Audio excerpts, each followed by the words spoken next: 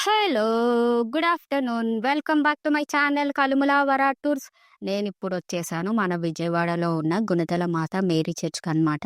ఇది మనకు విజయవాడలోని గుణదల అనే ప్లేస్‌లో ఉంటుందనమాట. మనకి రైల్వే స్టేషన్ నుంచి డైరెక్ట్ బసెస్ ఉంటాయనమాట ఇక్కడికి రావడానికి. నేనైతే 116 బస్ ఎక్కి వచ్చాననమాట. కరెక్ట్‌గా చర్చ్ ముందు మనకు బస్ స్టాప్ ఉందనమాట. సో, ఏ ప్రాబ్లమ్ లేకుండా మన బడ్జెట్‌లో మనం బస్‌లో ఈ చర్చ్ దాకా రావచ్చనమాట. ఇందాక మీరు చూసిన ప్లేస్ కిందనమాట. చర్చ్‌లోకి రాగానే కింద అది ఆరాధన ప్లేస్ అనమాట. ఇది పైనుంటుంది ఈ హాల్ మొత్తము. సో, నేను పైన కూడా ఎలా ఉంటుంది ఏంటని వచ్చాననమాట. జస్ట్ ఇప్పుడు వరకే పాస్టర్ గారు ప్రే చేసి వెళ్ళిపోయారనమాట. అందుకే మనం ధైర్యంగా వీడియో తీసేసుకుంటున్నాము.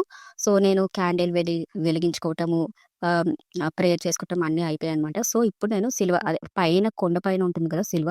సో, నేను ఇప్పుడే మన యుద్ధం మొదలైందనమాట కొండ మీదకెళ్ళడానికి. నిజం చెప్పాలంటే నాకు అసలు ఈ కొండ ఎక్కే మార్గం ఇంత కష్టంగా ఉంటుందని తెలీదు. తెలుసుంటే మాత్రం నేను జస్ట్ అక్కడ క్యాండిల్ వెలిగించుకొని, ప్రే చేసుకొని జస్ట్ రిటర్న్ అయిపోయేదాన్ని. కానీ ఏంటంటే అస ఏవో అంటే నాకు అనిపించింది అంటే మేబీ ఎక్కేయచ్చులే, కష్టంగా ఏమి ఉండదని స్టార్ట్ చేశాను గానీ, సెగం దారికి ఎళ్ళిపోయేసరికి అసలు బాబోయ్! ఎందుకు ఎక్కానురా బాబు అనిపించింది నిజంగా. మీరు అనుకోవచ్చు చాలామంది ఏంటి దేవుడి కోసం ఆ మాత్రం చేయలేరా అని. దేవుడి కోసం చేయడం, చేయకపోవడం అంటూ ఏముండదు గానీ, ఏంటంటే మన స్టామినాని గూడా మనం చూసుకోవాలి కదా! పైగా మనం చాలా గొప్పగా తింటాం గదా! 2 ఇడ్లీలు, 2 వడలు ఆ మాత్రం దాంతో ఇంత కొండ ఎక్కాలంటే కష్టమే గదా! సో, మనకి తెలియదు ఇంత కష్టంగా ఉంటుందని. లేకపోతే గట్టిగా తిని ఎక్కేవాళ్ళమనమాట. చూస్తున్నారు గదా! నాలాగా చాలామంది ఏంట్రా బాబు అన్నట్టు కొండెక్కుతున్నారనమాట. కాపోతే అంత కష్టమైనా మేము నేనైతే కంప్లీట్ చేశాననమాట మొత్తానికి ఎక్కడం అయితే. ఇక్కడంతా ఇది మేరీమాత విగ్రహం ఉండే ప్లేసనమాట. ఇదంతా కింద ప్లేస్. నేను పైన విగ్రహం ఎక్కడుందో అనేది కూడా చూపిస్తాను. ఇదంతా మొత్తం చాలా డెవలప్ చేశారనమాట ఈ ప్లేస్‌ని. యాక్చువల్లీ ఈ చర్చ్ అనేది 1920లో స్టార్ట్ అయింది. కానీ కంప్లీట్‌గా అవ్వడానికి మాత్రం 1970 వరకు అయిందనమాట. ఇక్కడ చూస్తున్నారు కదా! మేరీమాత విగ్రహం. ఇదేంటంటే న్యాచురల్‌గా ఉన్న గుహలో మనకి మేరీమాత విగ్రహాన్ని ప్రతిష్ఠించారనమాట ఇక్కడ.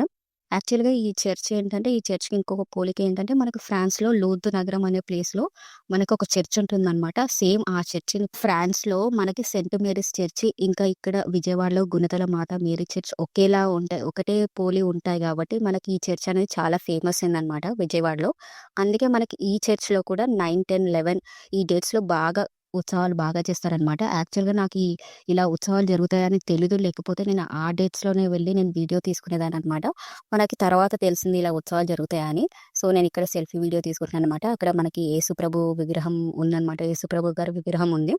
సో, ఇదంతా నేను పైకెళ్ళేటప్పుడు తీసుకున్నాననమాట వీడియో అంతా. చూస్తున్నారు కదా! అంటే ఏంటంటే ఇవంటే న్యాచురల్‌గా ఫార్మ్ అయిన గుహలు గాబట్టి మనకి దారంతా ఇలా ఉందనమాట. కానీ ఈ దారిని ఏర్పాటు చేయడానికి దగ్గర దగ్గర 10 సంవత్సరాలయిందనమాట. మనకి అక్కడ పాస్టర్ వీళ్ళందరికీ 10 ఇయర్స్ పట్టిందంట అసలు దారి ఇలా తయారు చేయటానికి.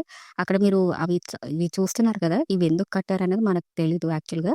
కాకపోతే చాలామంది చెప్పడం ఏంటంటే పిల్లలు లేని వాళ్ళు అలా కడుతున్నారని అక్కడ ఒకరిద్దరు చెప్పడం విన్నాననమాట. అది మనకు కరెక్ట్‌గా తెలీదు.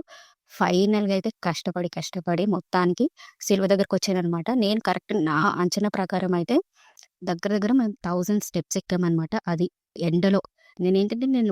గుడికి అదే టెంపుల్‌కొచ్చేసరికి నాకు టైం ఎంత అయిందంటే 12 అయిందనమాట. నేను మొత్తం కొండెక్కేసరికి 2 అయిందనమాట. సో, ఫైనల్‌గా అయితే సిలువనైతే చూసేసాననమాట. నాకదొకటి సంతోషం అనిపిచ్చింది. సో, కొత్త వీడియోతో కలుద్దాం. బాయ్.